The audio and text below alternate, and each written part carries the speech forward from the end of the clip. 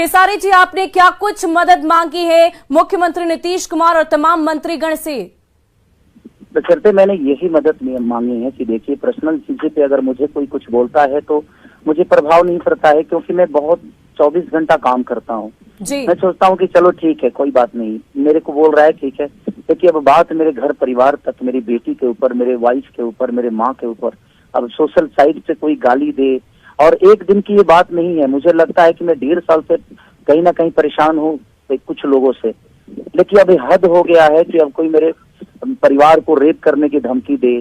तो मेरे कहने का मतलब कि मुझे ही नहीं, अगर ये इस पे स्टॉप नहीं लगा और इन लोगों को सजा नहीं मिली, तो मुझे लगता है कि बिहार के हर उस नागरिक को ये लोग गाली देते रहेंगे, हर उस सम्मानित व्यक्ति को गाली देते रहेंगे। और मुझे कानून पे भरोसा है, लेकिन अगर कानून कुछ नहीं करता है तो मुझे अपने ऑडियंस पे भरोसा है, मुझे अपने जनता पे भरोसा है,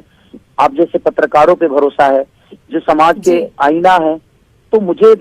पता है कि आप लोग मेरे साथ इंसाफ करेंगे और मेरे साथ इंसाफ होगा, क्योंकि देखिए ये आज की बात नहीं है। अगर इनका मन ऐसे ही बढ़ता रहा तो मुझे लगता है कि भोजपुरी और बर्बाद होने में टाइम नहीं लगेगा। खेसारी जी, क्योंकि यूट्यूबर गौतम सिंह का नाम सामने आया है, क्या आप उन्हें निजी तौर पर भी जानते हैं?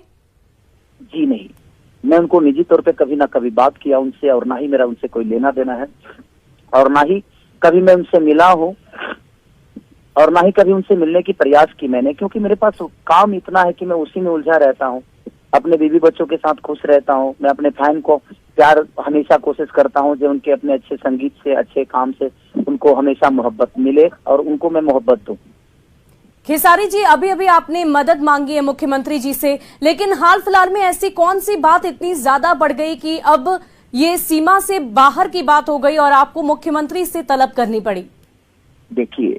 मुझे लगता है कि समाज की आईना जो होती है वो पत्रकारिता होती है, एक न्यूज रिपोर्टर होता है और अखबार होता है। और जब बेटियों की बात आ जाए, किसी औरत की बात आ जाए, मुझे कोई भला बुरा बोलता है तो मैं हमेशा बर्दाश्त करता हूँ और कोशिश करता हूँ कि चलो ठीक है, कोई बात नहीं, मुझे बोल रहा है। बट आज एक बेटी की बात है, आज एक औरत की बात है, और मुझे लगता है कि अगर नीतीश जी को लगेगा कि नहीं, मैं बिहार का बेटा हूँ और मेरा भी एक सम्मान है, तो शायद अगर मेरी फैमिली को अपना फैमिली समझेंगे तो जरूर शायद इस पे एक्शन लेंगे। अगर 24 घंटे के अंदर कुछ एक्शन नहीं होता है